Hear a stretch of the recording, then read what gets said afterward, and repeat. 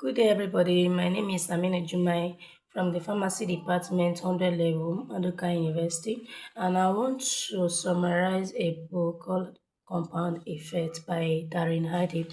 This book was recommended by our lecturer, Mr. Onoha Thomas, in our great course FLD. What is FLD all about? FLD means Fundamentals of Leadership Development, and just like I'm doing right now, this it teaches us about self-awareness, discipline, how one can make him or herself stood up in the midst of others. The aspect we are going to focus on is summarizing this book that Compound Effect by Darren Hardy. First of all, let's go into the basic process. What is the meaning of compound effects? Compound means something that has been accumulated over time. So you compound something that effect mean this compound effect in this aspect mean what you do every day with your life. What do you do? What are the little things you take as habits? What are the little choices you made? And all of these things, when they come together, it become a compound of your life. It compound your life. And then the effect attached to this mean how is that decisions? How is that choice? How is those activities? How are the aspects? Has it changed your life? Is it negatively? Did it affect your life negatively? Did it affect it positively? Into the real thing here. What exactly are you compounding? Ask yourself, what are you compounding? That is why we are summarizing this book. Because you need to realize what have you been compounding, what exactly have you been doing wrong, what have you been doing good, and what effect has it bring to your life. So, and this is what this book is all about. It teaches us how to achieve that success, how to achieve whatever it is that is your goal, what is your priority. It teaches us how to achieve that success gradually, steps by steps. Let's start with chapter 1 of this book. The chapter 1 is the compound effect in action. What do we mean by that? The compound effect in action means in either behavior, character, or in your term of studies, or in term of business, or that aspect of your life. How is it going? Is it paying off? And yes, this chapter teaches us that it when you are doing those things, you might not see the results immediately. You will not see it as you are doing it. You will not see it instantly. You are going to it is going to take time. It's going to be slow. Result of good things doesn't show up or pop up just like that. It's going to take time. You are going to need so many criteria to pass the obstacle of achieving that goal, achieving that big success. And these obstacles they include procrastination, especially in terms of a student's life, and other ones is what we call time management, self-awareness, the discipline, your consistency, all this matters to how big your success is going to be or how big your failure is going to be. In this same chapter, we have what we call elephants don't bite. Yes, elephants don't bite, but the irony of this statement, elephants don't bite. We know elephants don't bite, but what about mosquito? Mosquito are very little, tiny that you might not even see it sometime when it is coming. But guess what? It can cause you a big effect in your body that you take months treating it. When it bites you, you take months treating the same infection that it inflicts on you. What are we driving at? What I'm trying to let you know here is that this mosquito seems so insignificant that you didn't even see it, except you can hear the noise when it was coming, and you decide to like overlook it.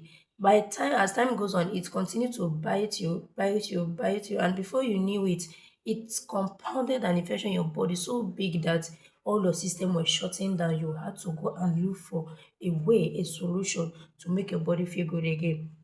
Another thing is owing 100%. What do we mean? Owing 100% mean taking responsibilities for your actions. All the things you do, we have a way of tying or justifying our behavior, our character, what we said. It was what he did that made me say that. But guess what? When you sit down and you think about it, you could literally have withheld that word, that hurtful word. That's time you could have make use of that time that you used in doing something insignificant. But at the end of the day, by the time you start thinking of all this, guess what? The time has gone by because time does not wait for anyone. So own 100% of your responsibility. No matter what happens to you, own 100% of what you have done. No matter what is happening to you, it's as a result of what you have planted, how you allowed it to happen. When did you allow it to happen? Why did you allow it to happen? When you begin to ask yourself this, you will know that there was so many chances. You will realize that there are so many chances of you preventing that same thing from happening, but you allowed it to happen. But you are not alone. It is not a downfall, but it can be a beginning of your downfall.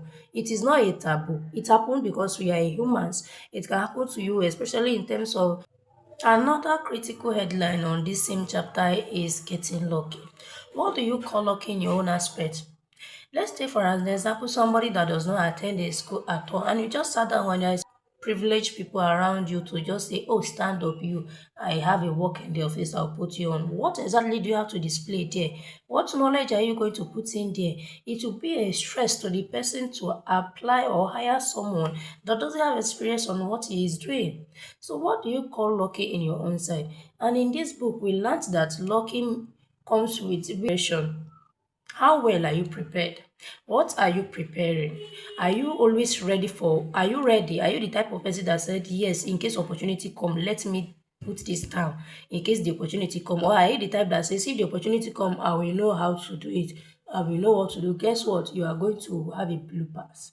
You are going to fail it, not because you cannot do that thing, but because you thought it is so easy to do. And because of that mentality, you are going to fail at it because success only comes with consistency. It comes to those who learn, those who are willing to learn, relearn, and unlearn. The second one is attitude. What is your attitude? What is your belief? What is your mind? Attitude to me is the combination of belief and mindset. So, what is your belief? What is your mindset? Are you the type that think it is only those that are pretty that can come up front in the auditorium or in the camp or where you are, whatever congregation or in a public space where people are in a gathering? Are you the type that think it is only those that are pretty that can stand up and make a presentation? Or are you the type that think, oh, there are specific people that brain are being assigned to? Or are you the type that think, oh, no, this little occasion is not what me standing up. What if I flop and everybody begin to laugh? And so what? People laughing to do not by your dignity. It is you learning. Attitude and belief are two completely different things. What are your attitude? Are you the type that look people above or below you? Because all those things matters a lot in developing yourself. When you look people that are below you, you might not know what that person have that could be of benefit to you.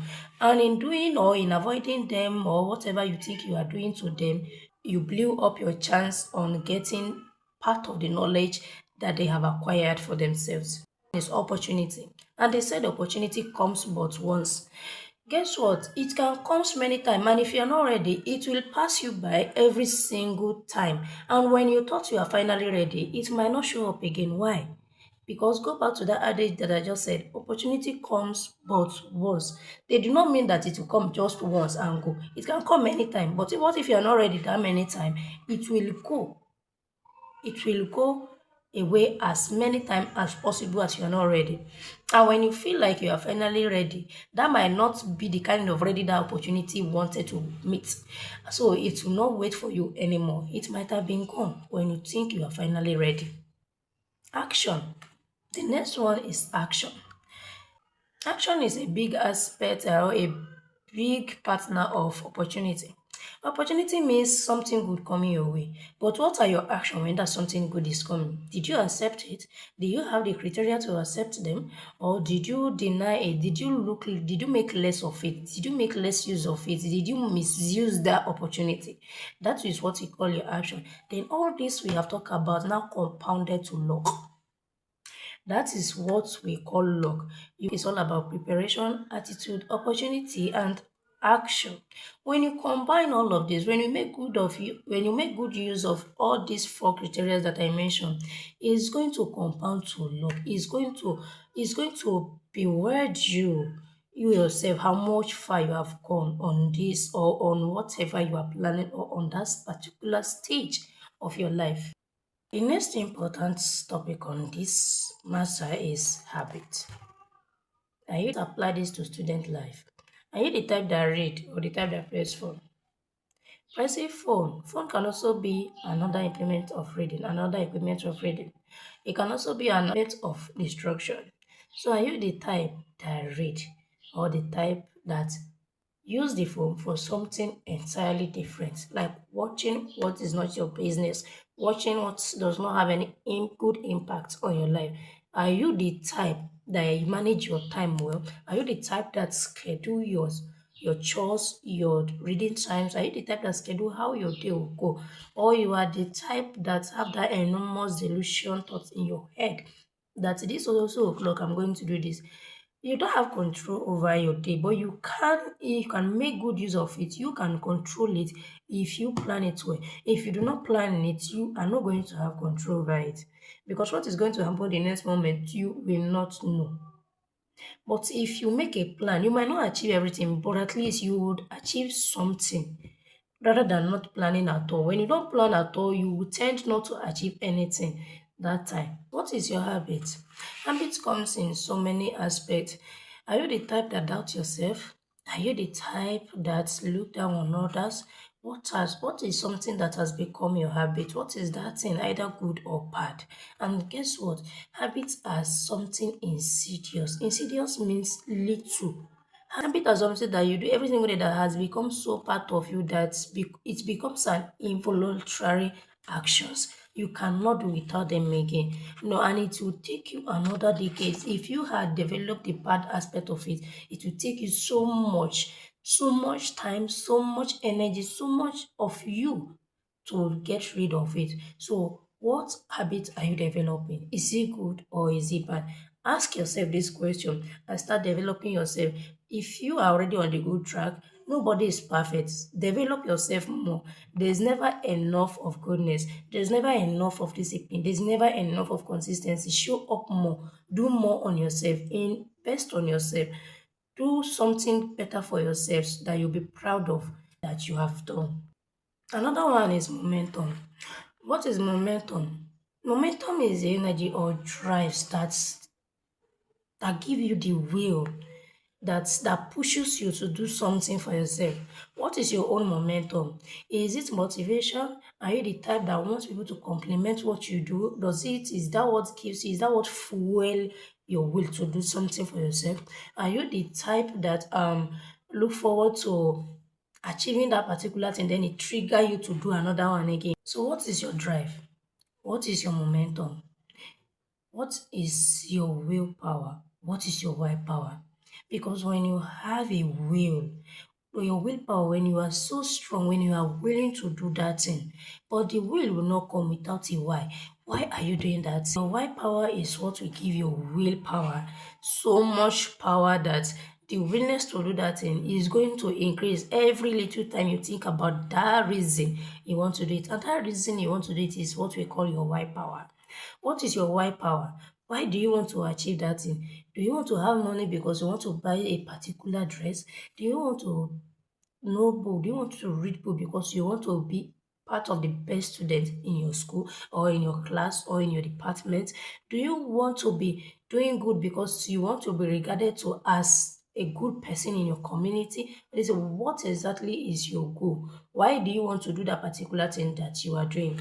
When you know why you want to do it, you will have so much will to stand on it, to be consistent on it, because immediately you slip through it, when you let it comfortable in your present life without trying to improve it, you fall back to momentum. But guess what? You are not even moving. The momentum is just you going around your daily life, just busy being you.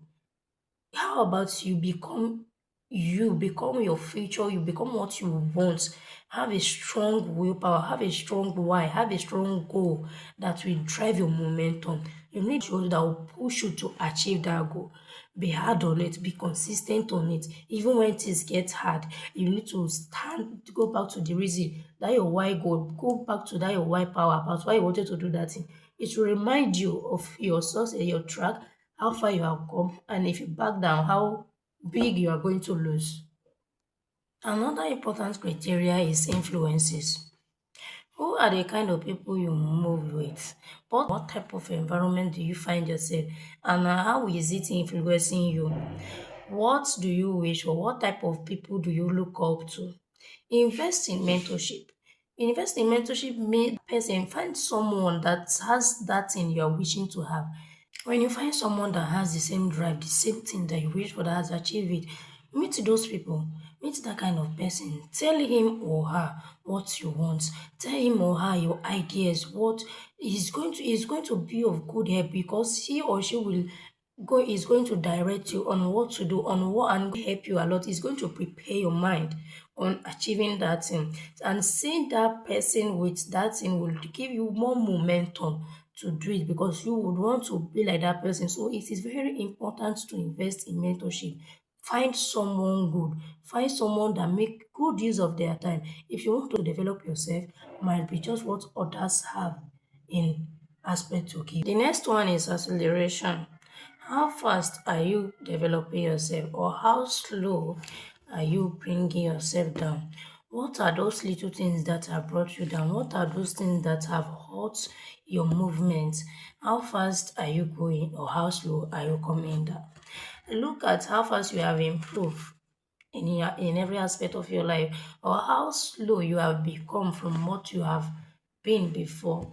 Maybe you are an average student before, or maybe you are even part of the top student. Have you now become a dull student, or have you now become a top student from average to top, or from average to dummy student? When we talk about the acceleration, it doesn't mean that everything has to come fast, fast. But when you are consistent with something, you realize that the more you do it, the more you become part of you, and the more you are willing to spend more time. That is when the thing go more high. It begins to accelerate to up, or when you decided to invest less in yourself, guess what? It will come down so fast that before you realize it, a lot of damage would have been done. In all of this, in summary to all of this, what have you picked? But I want you to know today that you are not, if you are doing not so good, or you are not proud of where you are right now, you are not the only person. Even that mentor you are looking up to is looking up to someone.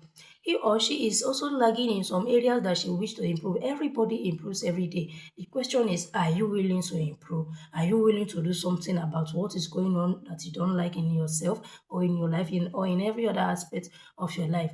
What exactly are you trying to do? What to have a success on something? There is what we call risk. You need to risk some things, and there's what we call failure.